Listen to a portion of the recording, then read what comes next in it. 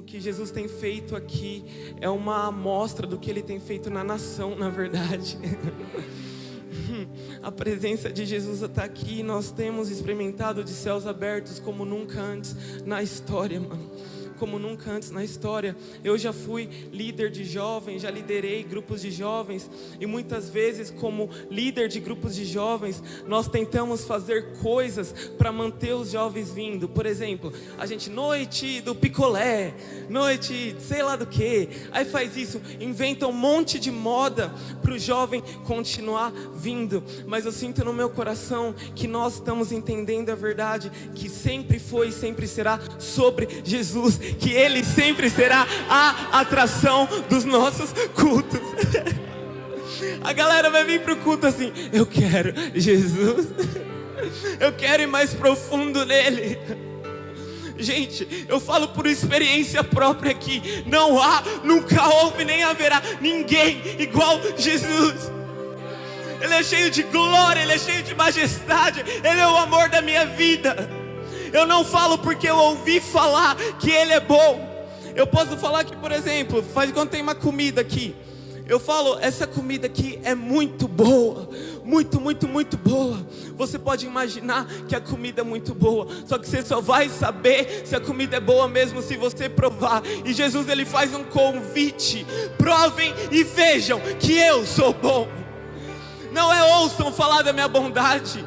A Bíblia, galera, é tudo sobre um convite para experimentar Jesus. Talvez você ache: eu cresci na igreja, eu já experimentei Jesus, eu sei como Ele é. Um dia, um rapaz de mais ou menos uns 12 anos, chamado João, ele estava arrumando ele estava arrumando as redes. Tinha acabado a pesca, ele estava arrumando as redes. Era adolescente. E aí Jesus, Ele passa, Ele olha para João, Ele fala: João, vem e siga-me. E tipo, Jesus, o mestre, falando para João seguir. João, sim, eu vou seguir. João começa a seguir Jesus. E a vida, gente, pensa a vida de um pescador. Era algo monótono, algo rotineiro. Só que ele começa a seguir Jesus e tipo, segunda-feira de João é tipo assim: ele está andando e 5.000 aparecem e não tem comida para os 5.000. Jesus multiplica pão para os 5.000. João, uou!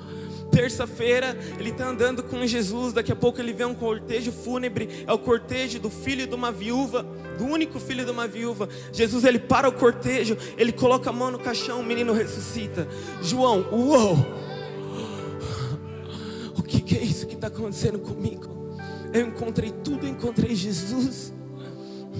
João, certeza que ele achava assim: eu sou o cara que mais conhece Jesus nessa terra.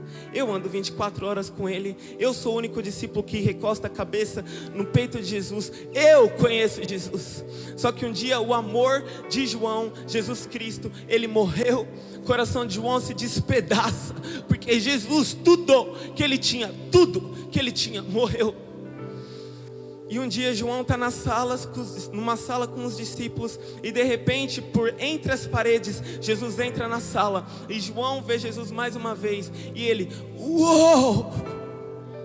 Eu não sabia, certeza que ele pensou assim: eu não sabia que você era assim, Jesus. Isso que eu achava que eu te conhecia. Uou! Jesus sobe para os céus. Ele denomina os 12, os 11 apóstolos, e João é um deles.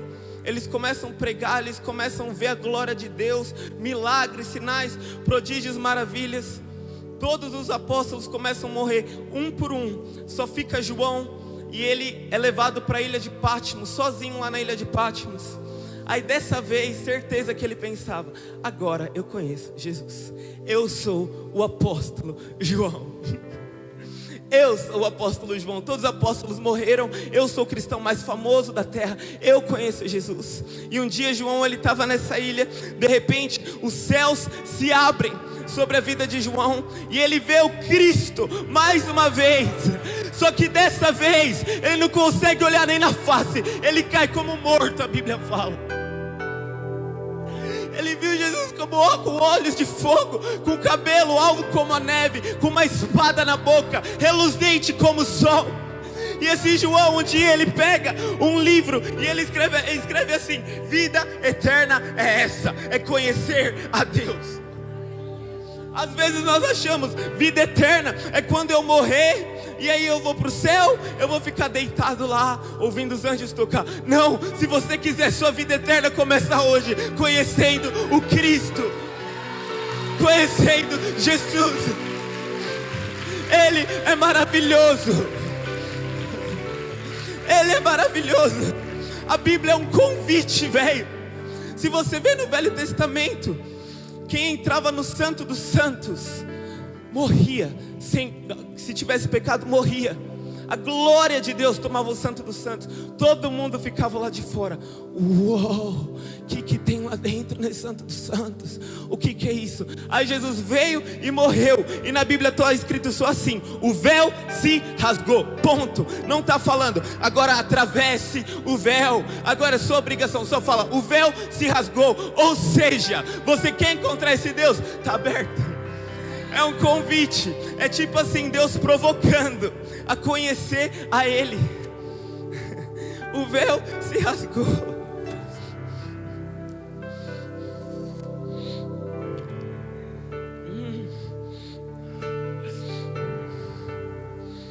Um dia Jesus, ele estava numa festa. Ele estava numa festa e era uma festa, acho que, se eu não me engano, era da Páscoa, de 7 dias, do povo judeu. Primeiro dia da festa, galera lá, cantando, comia, bebia, contava piada. Segundo dia da festa, a mesma coisa. E Jesus grávido de algo. Quarto dia da festa, mesma coisa. A galera, tipo, Cristo estava no meio deles e eles não sabiam. Quinto dia da festa, sexto dia da festa, sétimo dia da festa. Jesus não estava aguentando mais. Ele estava com algo no interior dele. Até que ele se levanta. Deixa eu ver se eu consigo ficar de pé aqui.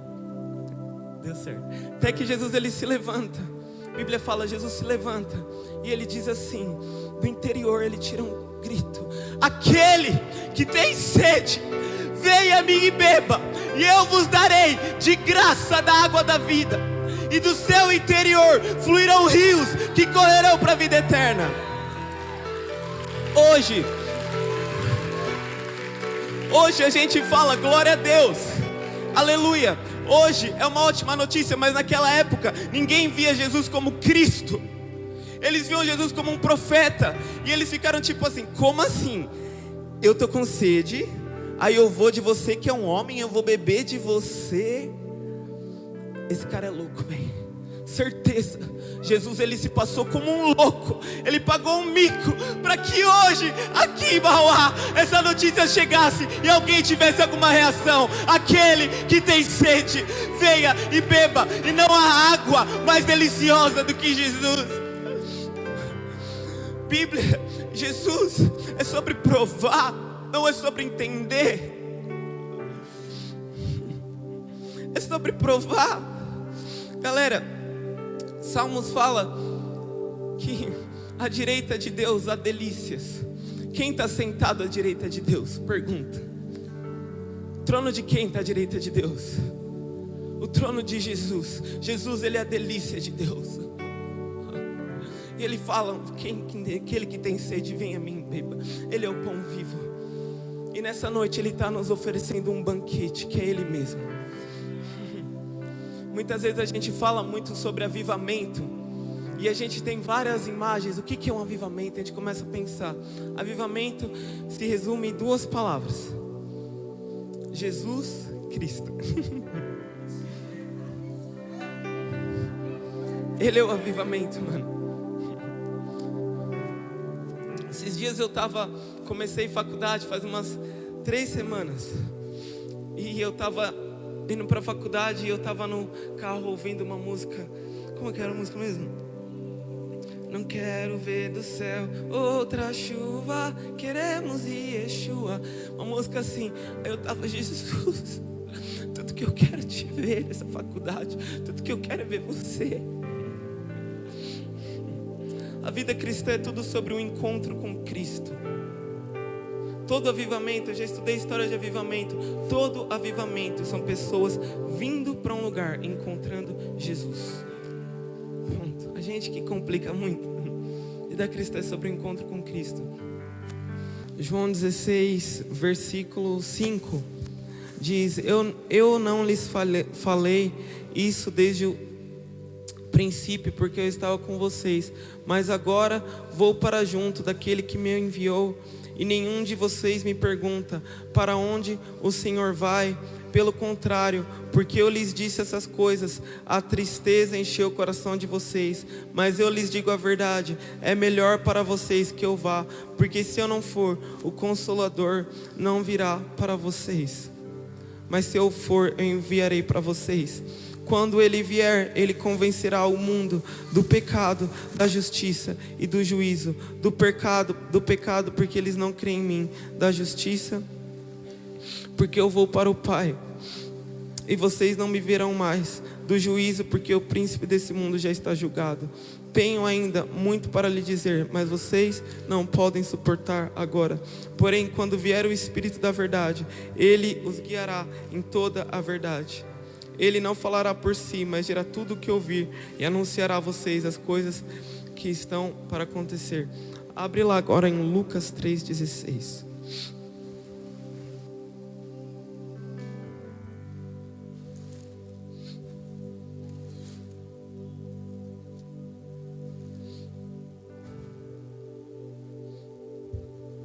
Lucas 3,16, é João Batista falando. João, algumas pessoas falam que ele ficou 18 anos no deserto, para mais ou menos 18 meses de ministério. Pensa, o cara ele fica 18 anos no deserto recebendo algo, para só 18 meses de ministério. E a João é dado o privilégio de ser o introdutor do Filho de Deus. Quem aqui já assistiu o UFC, aquela luta?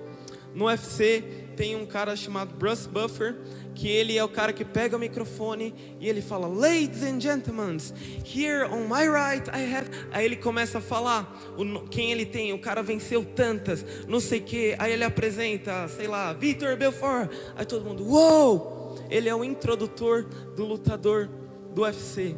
Agora a João Batista foi dado o privilégio de introduzir o próprio Deus. E João, ele, segundo Jesus, ele é o maior nascido de mulher. Pensa, maior do que Elias, que Davi, é João. A ele foi dado esse privilégio de, aqui ele está, de introduzir Jesus. Mas a Bíblia também fala que o menor no reino de Deus, aquele que é nascido do Espírito, é maior do que João. E João, ele unanimemente, ele dá um adjetivo para Jesus em todos os evangelhos. Esses dias eu estava vendo na minha Bíblia e eu não achei o adjetivo Cordeiro de Deus em todos os evangelhos.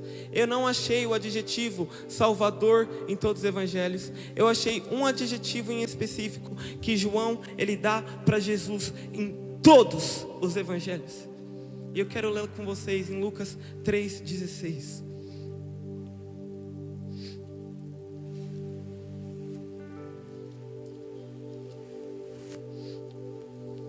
Ele diz assim: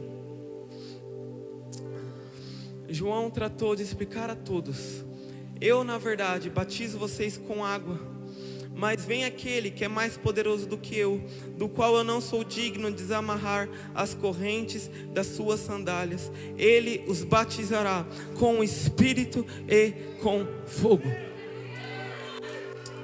A introdução que João Batista dá para Jesus aqui é o batizador. Só que os discípulos, eles se acostumaram com Jesus. Jesus era tudo para eles. Eles nunca encontraram ninguém como Jesus. Só que um dia Jesus, ele chama eles e ele fala: galera, eu tô indo embora. Tipo, como assim? Como eu vou viver sem você, Jesus? Como eu vou viver sem você? Só que Jesus fala: é melhor para vocês que eu vá. Aí os discípulos pensaram que Jesus estava doido. Como, Jesus? Existe algo nessa terra melhor do que você? Jesus fala: porque se eu não for, ele não vem. O Espírito Santo é Jesus sem limitações. Jesus, ele estava limitado num corpo. Hoje ele não está mais, ele está através do Espírito Santo em você. E o Espírito Santo, ele vem para duas principais razões. E eu quero falar aqui para vocês. A primeira razão está em 2 Coríntios 13, último versículo do capítulo de 2 Coríntios 13, que diz assim: o amor do Pai, a graça do Senhor Jesus Cristo e a comunhão do Espírito estejam com vocês. Essa palavra comunhão no grego quer dizer koinonia. O que é koinonia? É uma intimidade, é uma parceria. Jesus, ele pegou o mais doce, o tesouro dos céus. Ele pegou o tesouro dos céus, gente. Ele não pegou uma cura somente. Ele não pegou aqui, ele não pegou uma coroa. Ele não pegou um trono e te deu dos céus. Ele não pegou um querubim. Ele pegou o tesouro mais valioso dos céus, chamado Espírito Santo. E ele deu para você. E esse Espírito Santo, ele tem um alvo de comunhão. Ele mora em você para ter comunhão com você. E o Espírito Santo, ele é doce, ele é carinhoso, ele é sensível no bom sentido. Lá em Gênesis fala: façamos nós homem e mulher Deus criou. Fala, façamos. Ou seja, Deus, Jesus e Espírito fizeram. Eles pegaram coisas deles e eles colocaram no homem e na mulher. Se você pega um homem aqui, até quem não é cristão, você vê muitas características de Deus nele. Por exemplo, naturalmente, né? Quem é cristão às vezes é difícil, mas naturalmente, o homem, ele é mais corajoso. Por exemplo, tem uma barata aqui. O que é o natural do homem fazer? Levantar e matar. Pelo menos era para ser assim. E nós vemos muito dessa característica em Deus. Deus, o Pai, ele é protetor. A gente vê muito disso em Deus. Agora, da mulher, que característica da mulher nós vemos em Deus Trindade? Porque eles fizeram os três. Que característica da mulher a gente vê? A mulher é mais carinhosa, é mais meiga, é mais atenciosa. Pelo menos era para ser. Essa hora é a hora que as feministas piram, gente. Era para ser. E nós também vemos essa característica em Deus, principalmente na pessoa do Espírito. A Bíblia fala: não apaguem o Espírito Santo. A gente vê muito cuidado de Jesus para com o Espírito. Eu não estou falando aqui, Deus Pai é homem, Jesus é homem, Espírito Santo é mulher. Nada a ver, velho. Deus é Deus e não tem gênero, ponto. Deus é Deus. Só que nós vemos essas características do Espírito Santo. Gente, Jesus, ele tem muito cuidado com o Espírito Santo. Olha o que Jesus fala: vocês podem blasfemar contra mim até, pode ter até perdão. Agora, se vocês blasfemarem contra o Espírito Santo, a Bíblia fala assim: não entristeçam o Espírito Santo. O Espírito Santo tem ciúmes de você. Não apague o Espírito Santo. Espírito Santo, ele é doce e ele quer ter comunhão. Eu lembro em 2015 eu fui para o Japão. Eu não queria ir para o Japão, galera. Não queria. Fiz de tudo para não ir. Meus pais foram para o Japão. Eu joguei num time, aí eu queria seguir esse negócio de futebol, sempre amando muito Jesus, mas eu sentia que era isso que Deus tinha para mim, para jogar futebol profissional, tudo. E aí meus pais, eles foram para o Japão, a gente estava nos Estados Unidos, veio para o Brasil, eles foram para o Japão, eu fiquei aqui no Brasil, eu queria voltar para os Estados Unidos para achar um time lá, time de universidade e tudo mais. Só que, gente, não dava certo, as portas não se abriam. Até que um dia meu pai, ele ligou para mim, eu lembro.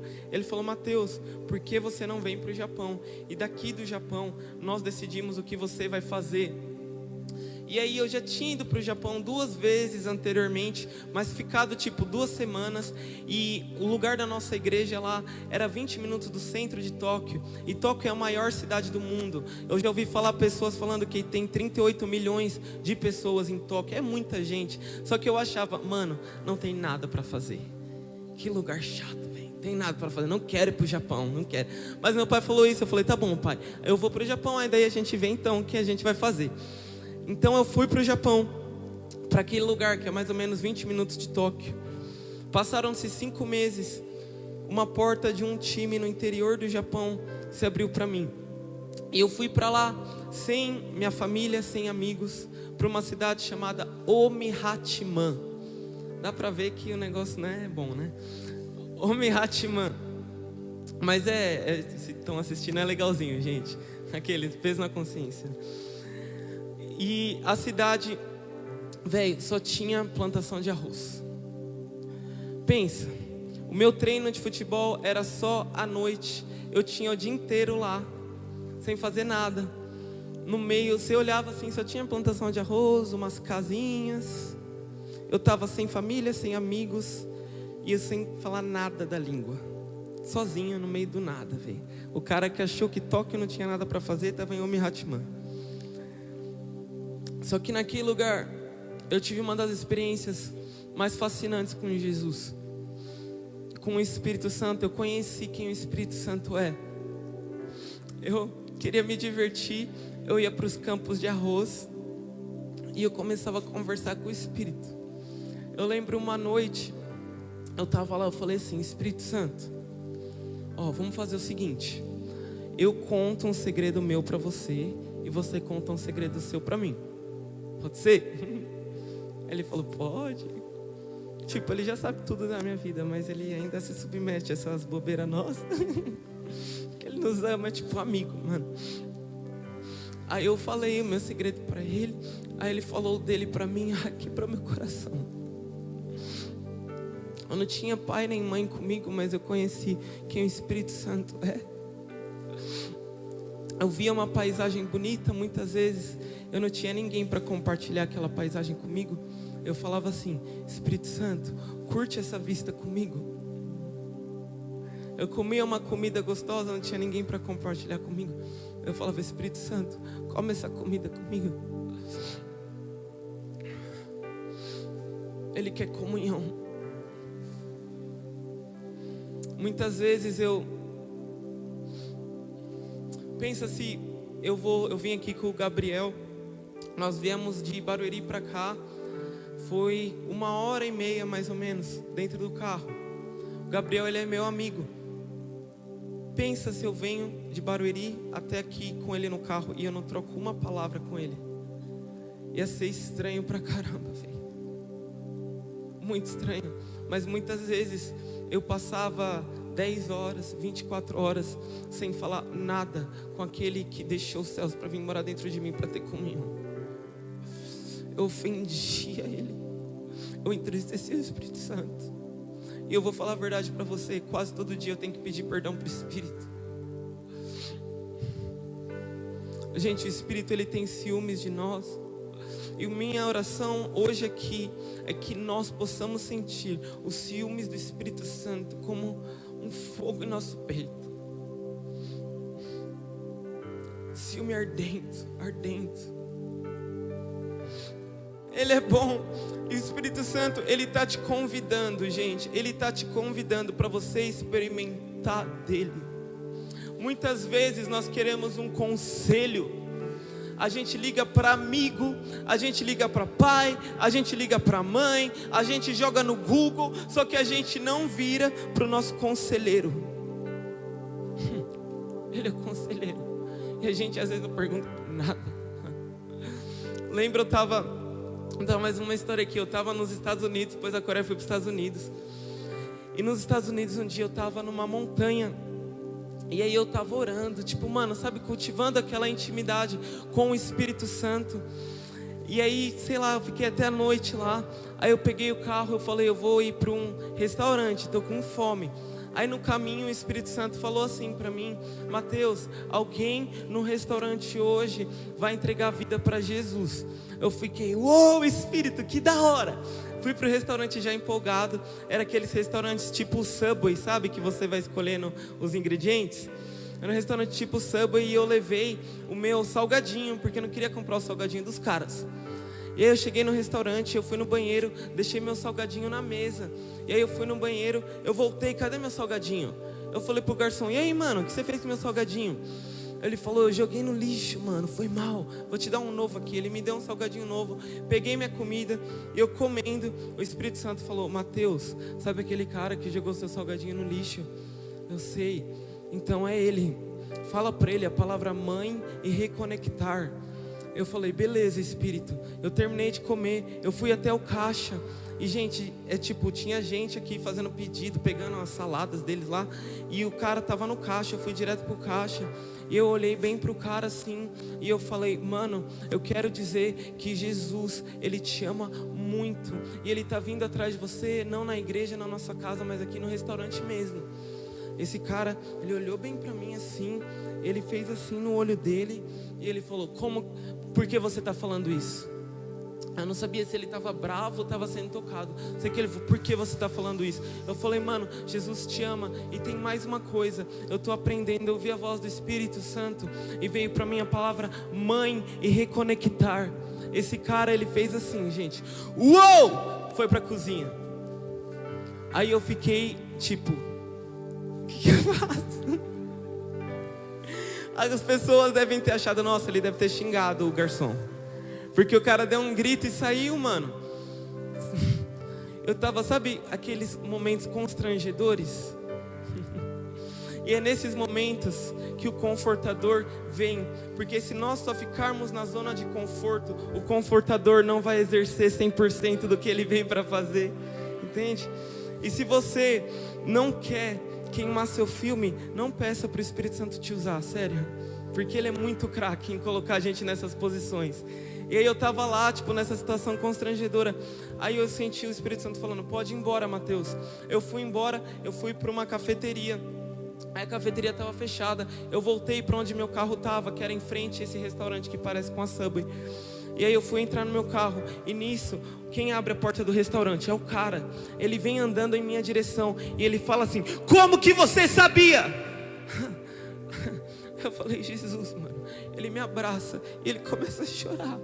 Só que ele não chora tipo lagriminha caindo. Ele chora, começa a chorar. E eu, Jesus, toca ele. Aí ele desabraçou e ele falou assim, mano, faz 4 meses que eu não falo com a minha mãe. Ele me abraçou de novo, chorou. Aí ele desabraçou, foi andando pro restaurante. Aí eu só dei um grito assim, falando, mano, Jesus está batendo na porta do seu coração, volta pra ele. Aí depois que acabou tudo aquilo, ficou só eu e o Espírito no estacionamento. E eu oh Espírito, não há nada melhor do que andar com você. Não há nada melhor do que a comunhão com você. Sabe, gente, aquele momento que você vive, só você e uma pessoa, e mano, é seu momento com ela. Sabe? O Espírito Santo quer ter esses momentos com você. Lá eu tava sem meu pai, sem minha mãe, tava carente, tava sem minha família. Só que eu tava, uau, Espírito. Aquele dia, gente, eu não tinha falado com quase ninguém no dia inteiro, já era noite. Nenhuma pessoa, eu tava, uau, Espírito. Depois de 2 dias, o maior incêndio da história dos Estados Unidos acontece bem naquele mesmo lugar. Eu já tinha ido embora, só que eu não sei o que aconteceu com o cara que eu falei, Jesus. Eu sei que o maior incêndio da história dos Estados Unidos aconteceu depois de 2 dias, bem naquela cidade. O Espírito Santo está convidando você a caminhar com Ele, a conhecer Ele, o carinho dEle. Por favor, não ignore o Espírito Santo.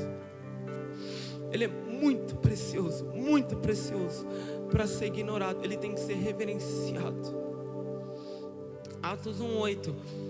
Mas vocês receberão poder ao descer sobre vós o Espírito, e serão minhas testemunhas, tanto em Jerusalém, como em toda a Judeia, em Samaria e até os confins da terra.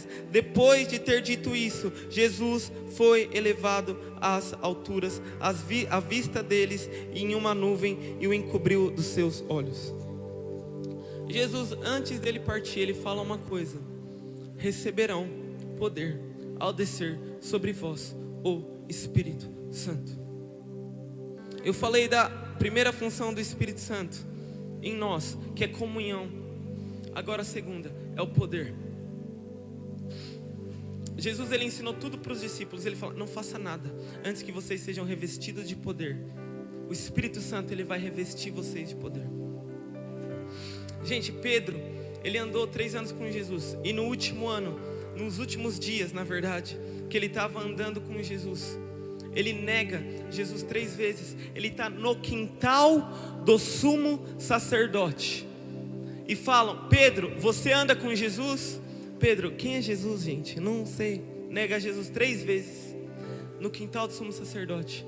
Em Atos 2, estavam todos reunidos, e eles estavam à espera do Espírito. Eles não estavam esperando Tiago ir lá dar uma mensagem legal.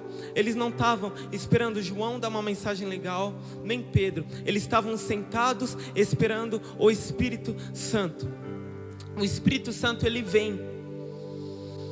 Estavam todos sentados num só lugar, como quando se ouviu do céu um som, como de um vento impetuoso.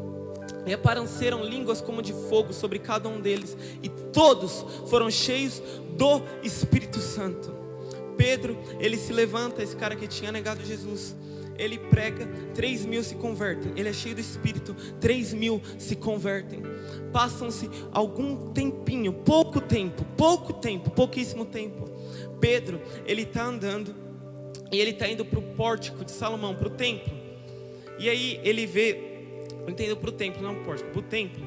E aí ele vê um aleijado na porta do templo. E ele olha bem para o aleijado que está pedindo dinheiro. Ele fala assim: eu não tenho prata, eu não tenho ouro, mas isso eu te dou. No nome de Jesus Cristo, levanta e anda. O paralítico, ele levanta e anda. Pedro e João, eles são levados dessa vez não para o quintal do sumo sacerdote, mas para a casa do sumo sacerdote. Para casa. E lá na casa do sumo sacerdote, esse mesmo Pedro, ele olha para todas as autoridades, e eles perguntam para ele: no nome de quem vocês fizeram isso? Esse mesmo Pedro, ele fala: no nome de Jesus, a quem vocês crucificaram. É o mesmo cara que alguns meses antes traiu Jesus no quintal, agora na casa, em frente, ele é cheio de ousadia. Por quê? Porque ele foi cheio do poder de Deus, do Espírito Santo. Todo grande avivamento na Bíblia começa com uma coisa: pessoas sendo batizadas com o Espírito Santo. Atos, batismo com o Espírito Santo. O maior avivamento na Bíblia, para mim, está na igreja de Éfeso. Em Éfeso, os lenços de Paulo curavam. Em Éfeso, foi que os filhos de Seva tentaram expulsar o demônio bateu neles, o temor do Senhor veio sobre a cidade. Em Éfeso, eles pegavam muitos livros de magia negra e no queimavam no quintal de casa, queimavam em praça pública. Segunda-feira em Éfeso, 1.000 se convertem. Terça-feira, 3.000, um grande avivamento. Agora, como começou o avivamento em Éfeso? Tinham poucos cristãos lá em Éfeso. Quando os discípulos chegaram em Éfeso, eles viram esses cristãos e eles fizeram uma pergunta. E a pergunta não foi: como está o som da sua igreja? Como está a célula da sua igreja? Como está o pastor da sua igreja? Não, eles viram os caras lá, os crentes em Éfeso. Eles fizeram uma pergunta: vocês receberam o Espírito quando creram? Eles falaram: Espírito Santo? Eu nem sei o que é Espírito Santo. Então vai receber agora. Colocaram a mão neles, eles foram cheios do Espírito e um avivamento começou. Rua Azusa, um cara chamado William Seymour, negro, cego de um olho, vindo do Texas. Ele se muda do Texas para a cidade de Los Angeles, na Califórnia. Ele tem sede por um batismo com o Espírito Santo, por uma experiência com o Espírito Santo. O William, ele vai numa igreja que convidaram ele. Ele começa a compartilhar sobre o batismo com o Espírito Santo. As pessoas da igreja não gostam, expulsam o William da igreja. O William, ele era um pastor, então ele se tornou um pastor sem igreja. Ele começou a orar 5 horas por dia para que o Espírito Santo viesse. Ele tinha fome, até que Jesus falou assim: William, ainda está pouco. O William falou: tá bom. Começou a orar 7 horas por dia. 7 horas por dia o cara orando, porque ele queria um batismo com o Espírito Santo. Só que naquela época, gente, ninguém era batizado, ninguém falava em línguas. Para eles o Espírito Santo e essa mesa era a mesma coisa. Para eles o Espírito Santo tinha sido sepultado com o último apóstolo que morreu. Era só coisa para o livro de Atos. Só que o William, ele queria um batismo com o Espírito. Ele tinha fome por algo mais. Ele pegou um menino e ele começou a orar com esse menino. Orava de madrugada, orava de dia. Eles jejuavam, eles queriam batismo com o Espírito. O dia estava o William e esse menino. O William, ele começa a orar com o menino. O menino é batizado com o Espírito. O menino começa a chorar e cantaraba. Começa a orar em línguas. O William, uou, o que é isso? Ele pega o menino, leva para uma casa. Que eu fui na casa. A casa é Bonnie's House. Eu fui nessa casa. Eles foram para essa reunião nessa casa, o William e o menino. Eu fui para aquela casa, eu fiquei imaginando o dia que o William foi para aquela casa, pela primeira vez, a fome que ele não estava, o desespero que ele não estava por Jesus. Não foi uma reunião normal, ele foi com fome. Ele chegou naquela casa, tinha umas 20 pessoas. Ele começou a falar sobre o batismo do Espírito Santo e orar. De repente o Espírito Santo vem, pega mais uns 5 lá, e eles começam a chorar e cantar, orar em línguas. Orar em línguas, todo mundo, uou, o que é isso? Hoje orar em línguas pra gente é normal. Naquela época é equivalente a ressuscitar um morto hoje. O povo orando em línguas. Essa reunião durou 3 dias. Que o Espírito Santo veio de uma maneira sobrenatural. Onde uma menina que nem sabia tocar piano tocou música clássica a noite inteira. Pessoas começaram a falar em outras línguas, francês, sabe, coisa sobrenatural. Acabou a reunião porque o chão estava cedendo. E eles falaram: vamos procurar uma casa. Eles começaram a andar na cidade de Los Angeles, até que eles acharam um almoxarifado na rua Azusa. Eles falaram: o prédio é feio pra caramba, mas serve. Eles começaram a orar, gente. Tem testemunho de pessoas que foi sem orelha para lá. Jesus criava orelha. Cadeira antes de andar era coisa mais normal. Cego enxergar, o que é um cego enxergar? O líder do avivamento, ele ficava sentado numa caixa de tomate, com a cabeça em outra caixa de tomate, chorando. A única coisa que o líder fazia era chorar. De meia em meia hora, ele gritava: arrependei-vos! Chorava. Pessoas que passavam do outro lado da rua, na esquina, no bairro vizinho, pessoas caíam no chão se arrependendo, sem ninguém pregar. Tamanha glória de Deus naquele lugar, véio. Gente que chegava na estação de trem mais próxima já começava a se arrepender. A glória de Deus tomou. E se hoje você se diz pentecostal, é porque um negro americano, ele teve sede por um batismo com o Espírito Santo. Porque ele queria Jesus mais do que tudo na vida dele. Você pode ouvir toda essa história e você tem 2 opções. Primeira opção é você pega o seu celular, põe lá no Google Avivamento da Rua Azusa, lê e fala: que legal. Segunda opção, você pode se ajoelhar e falar: Jesus, faz de novo. Você pode entrar no seu quarto, começar a clamar por algo mais. Gente, Jesus, ele está oferecendo algo novo na nossa geração. Ele quer nos batizar com o Espírito Santo e com fogo, gente. O que é um batismo de fogo? A Bíblia fala lá em Cantares 8, a gente leu aqui, que o amor arde como fogo. Ele quer te batizar com o Espírito Santo e com amor por Ele, gente. Eu estava lá 20 dias atrás, eu estava no Descent, lá nos Estados Unidos. E a gente estava lá no estádio e a gente nós sempre copiamos, brasileiros, músicas dos gringos, tipo, várias músicas que é versão. Isso não é errado, mas lá no estádio a gente viu algo diferente, mano. Chegou uma hora onde começaram a cantar e o estádio inteiro cantar assim: meu amado é o mais belo, pra onde eu irei? Tipo, mano, todo mundo adorando com as músicas que a gente criou aqui no Brasil. Eu fiquei, uou, eu sabia que esse dia ia chegar. Foram 10 mil brasileiros vindos do Brasil pro Descend. Vindos do Brasil, mano. Pensa, os oficiais americanos que trabalham no aeroporto: de que país você é? Brasil. Para onde você está indo? Para o avivamento que está tendo aqui. Aí o outro: de onde você é? Brasil. Para onde você está indo? Para o avivamento indo aqui. Tipo, mano, Deus fazendo algo no Brasil. E aí o líder do Descend, ele vira para os brasileiros e ele fala assim, numa outra reunião, ele fala assim, o líder do Descend, ele fala: Brasil, ele como americano falando: Brasil, nos lidere. Vocês foram escolhidos por Deus.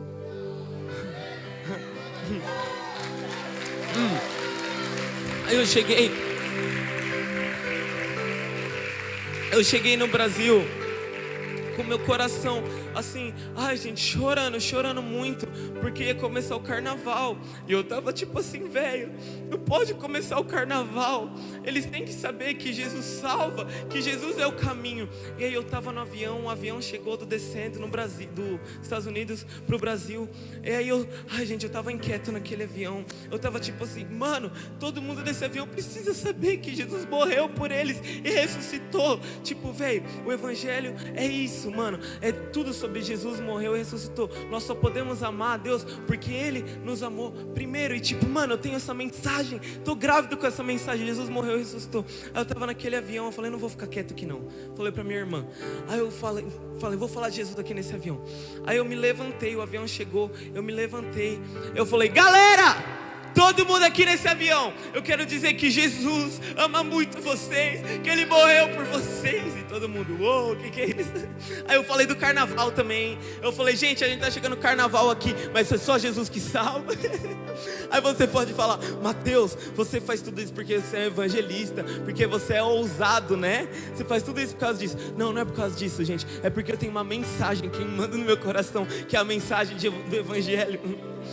E tipo, se nós queremos viver avivamento, nós precisamos, o assunto da palavra não é sobre isso, mas eu tenho que falar isso, toda ministração eu tenho que falar isso, velho. Nós precisamos voltar para a cruz. Eu cresci num lar cristão, galera. Desde pequeno eu ouço assim: Mateus, Jesus morreu por você. E aí começou a perder o efeito no meu coração, porque é uma notícia que você ouve muitas vezes, perde o efeito. Por exemplo, lá de Brumadinho, a tragédia. Primeira vez que a gente ouviu, nosso coração quebrou. Agora, se eu falar a tragédia de Brumadinho para você vai ficar muito triste, mas não vai ser como da primeira vez, certo? Porque você ouviu muitas vezes. Agora, a notícia da cruz não pode ser assim. Hoje tem que estar queimando mais do que estava queimando ontem no nosso coração. Jesus morreu por você, velho. Agora você pode falar: Mateus, você veio lá de Barueri para falar que Jesus morreu por mim? Eu já sei disso. Sim, eu vim para falar isso. Jesus morreu por você. Voltando para a história. Aí eu cheguei e na minha casa, gente, já estou acabando, vou prestar bastante atenção aqui, que agora Jesus ele vai fazer algo novo, mano. Ele sempre reserva o melhor vinho para o final. Eu cheguei e eu estou morando atrás de um ginásio muito grande na nossa região, chamado José Corrêa, num prédio lá. E aí, minha família... Eu estava viajando, mas minha família, eles viram que estavam montando lá em frente a esse ginásio um monte de banheiro químico, tinha um monte de policial lá, muitos policiais. E eles iam fazer o carnaval lá, mano. E aí meu pai e minha mãe começaram a orar: Jesus, não aqui na nossa cidade, carnaval não, Jesus, não. Aí chegou o grande dia do carnaval na cidade, um monte de banheiro químico, um monte de policial. Gente, apareceu uns 6 gatos pingados. Gente, deu até dó do agitador do carnaval, porque o povo começou a tretar lá, a brigar entre eles. Aí o agitador: não, gente, não é pra brigar, é folia. Só que ninguém, foi um desastre o carnaval. Desastre, gente, desastre. Aí eu cheguei em casa, meu pai e minha mãe contou o que aconteceu. E aí eu fui dormir. E aí eu de manhã, eu me acordo com um barulho. Gente, muita gente gritando. Eu falei: não, hoje o carnaval funcionou, a galera veio pro carnaval. Aí passou-se o tempo, aí eu ouço assim, um barulho muito grande. Deixa queimar, deixa queimar. Aí eu falei, Jesus, o que você está fazendo no meu país, Jesus? Não é normal isso, Jesus. Você reservou uma unção para o nosso país, Jesus. Era o ginásio lotado, 5.000 jovens da Sara Nossa Terra adorando Jesus lá. Jesus está fazendo algo no nosso país, velho. A palavra brasileiro, a palavra Brasil, na verdade, vem do pau-brasil. Agora, por que pau-brasil tem o nome de pau-brasil? Porque tinha cor de brasa.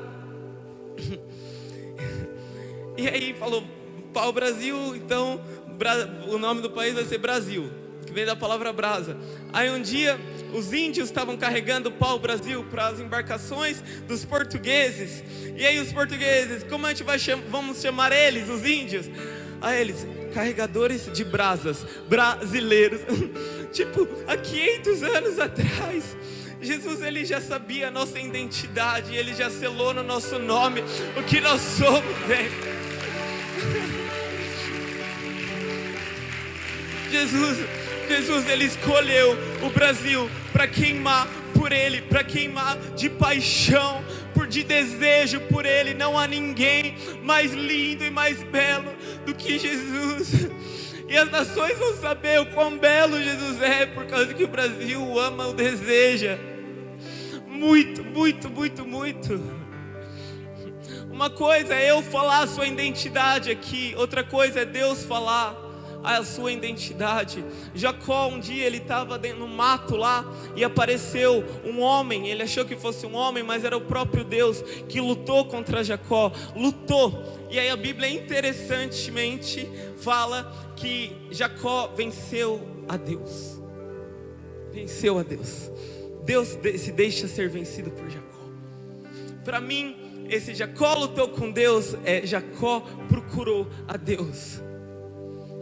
Ele procurou a Deus. E Deus, ele não está como não é um pai que vai brincar de esconde-esconde com o filho de 4 anos, o pai de 30. O filho está contando e o pai vai se esconder. O pai não vai se esconder num buraco para o filho não achar. Ele vai se esconder com a metade do corpo aparecendo, certo? Para o filho achar o filho achar o pai. Nossa, achei, que momento legal. Deus, ele se deixa ser encontrado. E Deus, ele se deixou ser vencido por Jacó. E nesse encontro com Jacó, Deus, ele revela a identidade de Jacó. Ele fala, você não vai ser mais chamado Jacó, você vai ser chamado Israel. E ele muda o caminhar de Jacó, ele desloca a perna dele. E quando Jacó anda, todo mundo vê que tem algo diferente. E ele teve um encontro com Deus, então ele nunca mais andou da mesma maneira.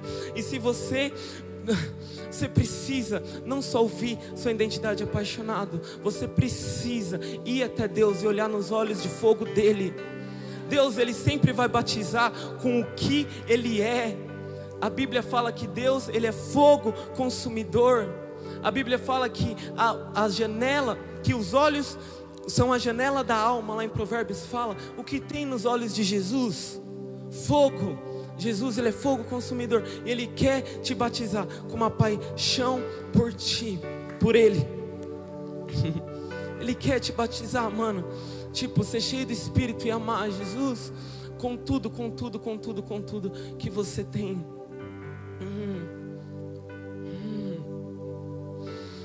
Jesus.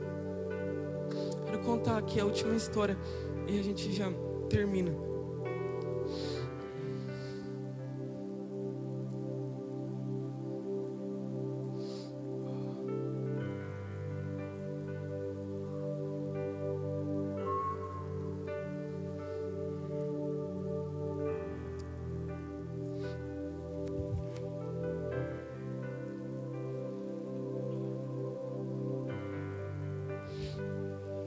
Maria Madalena,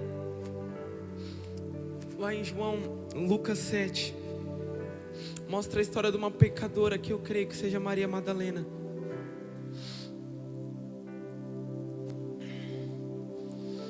Jesus, ele está na casa de um fariseu que é o mestre da lei, e ele está sentado ceando com os mestres da lei. Hoje no Brasil nós vivemos num estado laico que não tem uma religião, tipo, é a religião do nosso país. Não, cada um é o que quer. Só que naquela época eles eram judeus, eles criam um Deus de Israel. Então o fariseu tinha muita moral na nação. Ele era o mestre da lei. E Jesus estava na casa desse cara, e ele era considerado tipo santo, o cara puro pela sociedade. E Jesus está na casa desse fariseu, comendo com ele. Quando se ouve um som, e tipo, pensa, Jesus na casa do cara e se ouve um som. O que é isso, todo mundo? O que é isso? Aí eles olham, é a mulher pecadora, que eu creio que é Maria Madalena, entrando na casa. Gente, imagina os discípulos de Jesus. Eles pensaram, não, hoje a gente morre de vez. A Maria Madalena me entra na casa do fariseu, velho. Pensa, o barraco estava armado. E ela, pior, vai até os pés de Jesus. E ela começa a lavar os pés de Jesus com as lágrimas. Hoje a gente lê tudo isso, a gente fala, nossa, que impactante. Mas gente, pensa o constrangimento que ficou naquele lugar nessa hora. Ela entra na casa, começa a lavar os pés de Jesus com as lágrimas e enxugar com os cabelos. E aí Jesus, ele sabia que os fariseus pensavam. Ele fala o seguinte: havia um senhor que ele tinha muito dinheiro, e ele tinha um servo que devia R$1 milhão para ele, e outro que devia R$2 para ele. Esse senhor perdoou os 2 servos. Os 2 foram perdoados. Qual dos 2 servos vai amar mais o Senhor? Aí eles falaram, o de R$1 milhão. Foi perdoado R$1 milhão. Jesus fala, pois bem, aquele que muito ama, muito for perdoado. A gente sabe que os fariseus tinham muito pecado, muito mais talvez até que Maria Madalena, só que eles não reconheciam isso. Jesus, ele passa um segredo: aquele que é muito perdoado, aquele que é muito amado, muito vai amar. Nós só amamos Deus porque Ele amou primeiro. E Maria, ela entendeu isso. E agora a gente vai ler aqui em João 20. Todo mundo abre lá. Esse texto é muito, muito importante.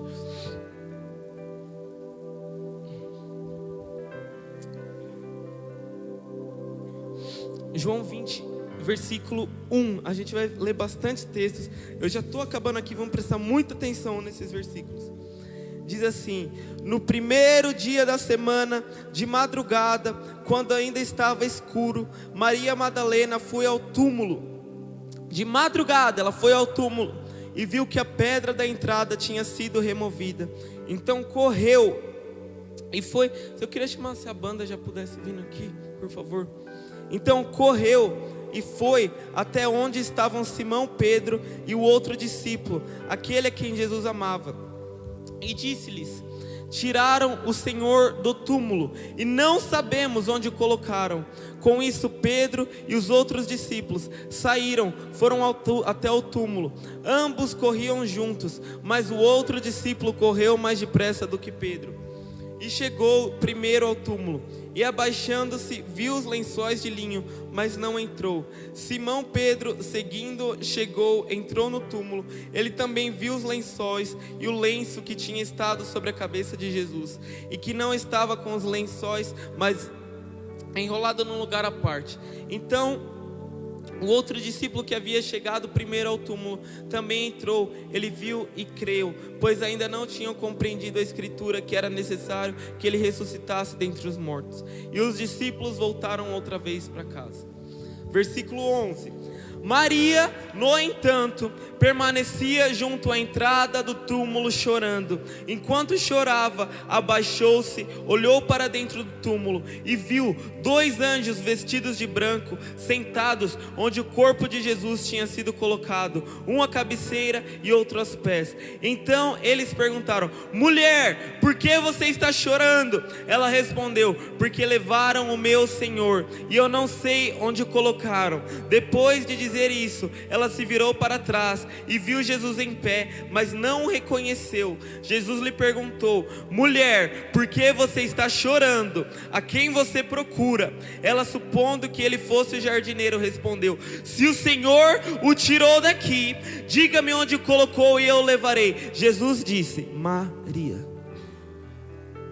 Ela, voltando-se, lhe disse em aramaico: Rabone, que quer dizer mestre. Jesus continuou: não me detenha, não me segure, porque ainda não subi para o meu Pai. Gente, Jesus morre. Jesus era o cara, talvez nem os discípulos aceitavam Maria Madalena muito bem. Jesus é o cara que amou Maria Madalena. Maria se sentia amada por Jesus. Jesus morre, ela, para onde eu irei? Tipo, eu só tinha Jesus. Ela faz uma coisa, ela acorda de madrugada e ela vai até o túmulo de Jesus. E ela não encontra o corpo de Jesus lá. Ela se desespera. Ela não encontrou o corpo de Jesus, ela se desespera. Ela chama os discípulos, Pedro e João vêm. Eles, nossa, Jesus não está aqui. Eles vão embora. Só que Maria, ela fica à entrada do túmulo. E Maria Madalena, ela faz uma coisa. Ela chora. Ela chora. E aí Jesus, antes de aparecer para qualquer discípulo, ele aparece para quem? Para Maria Madalena. E aí ela não reconhece ele. Ela tipo acha que é o jardineiro. Só que Jesus, ele olha para ela e ele fala, Maria. E tipo, ninguém chamava ela com essa voz, Maria. Ela, Rabone. Aí Maria, o que ela faz? Ela tenta segurar Jesus. Tipo, Jesus não sobe. Jesus, não me segura, Maria. Eu ainda tenho que voltar para o Pai. Muitos teólogos, eu acredito nisso também, dizem que Jesus, ele foi para o inferno. Ele pega as chaves do inferno e ele está retornando para o Pai. Só que ele vê Maria chorando por ele. Ele não se aguenta. Ele desce e fala, Maria, eu estou aqui. E ele sobe. Maria quer agarrar, não me agarra, Maria, ainda tem que subir para o Pai. Jesus, ele foi o primeiro a introduzir o conceito de noivo. Ele foi... Deus no Velho Testamento, ele não fala que ele é um noivo. Jesus, ele chuta o pau da barraca e ele se introduz como noivo. Os discípulos de João Batista, eles vêm para Jesus e eles falam assim, Jesus, fariseu jejua, nós jejuamos. E os seus discípulos? Jesus fala, gente, vocês não entenderam nada. Como os meus discípulos podem jejuar se o noivo ainda está com eles? Um dia o noivo vai ser tirado e eles vão jejuar. O que é jejum? É uma expressão de choro, de desespero. O noivo vai ser tirado e eles vão chorar. Aí o que vai acontecer? O noivo vai vir. Maria, ela não encontra Jesus. Ela faz uma coisa, ela chora. E as lágrimas dela atraem a Jesus. O que Jesus está querendo fazer com a igreja brasileira? Ele está querendo batizar com fogo. Sua identidade é brasa, fogo, batismo de fogo. Segundo Cantares 8, fala que é um batismo de amor. O amor arde como fogo. Brasil vai ser uma nação que não vai encontrar Jesus nos cultos. Vai ter uma reação, vai chorar para que ele venha. Jesus, ele é o batizador. Ele veio para batizar com o Espírito e com fogo. Essa é a missão dele. E se a igreja quer ver a volta de Jesus, precisa ser batizada com fogo e chorar até que ele venha. O desejo do meu coração é que a canção Maranata volte aos nossos lábios hoje. O que é Maranata? Vem, Senhor Jesus. Jesus, ele quer nos batizar com uma paixão por ele, com um desejo por quem ele é. Ele está oferecendo um banquete para o Brasil. E o banquete é a carne e o sangue dele. Um dia eu vim do Japão para o Brasil. Eu acho que estava vindo do Japão para o Brasil. Fui na casa do meu tio. E no Japão não tem carne, muito caro. Meu tio, ele fez um churrasco de picanha para mim. Eu olhei para aquela picanha e falei, uou. Só que estava faltando um ingrediente. E era em mim que estava faltando. Eu estava sem fome, mano. Estava sem fome, fui embora sem comer nada da picanha, nada, porque eu estava sem fome. Jesus, ele está oferecendo ele mesmo para a nação brasileira. Agora o que falta para nós? Chorarmos de desejo, ardermos com fogo, porque não há ninguém, nunca houve nem haverá ninguém mais belo do que o nosso Jesus, que está aqui agora. E tudo isso foi um convite para que você venha e beba, para que você venha e coma dele.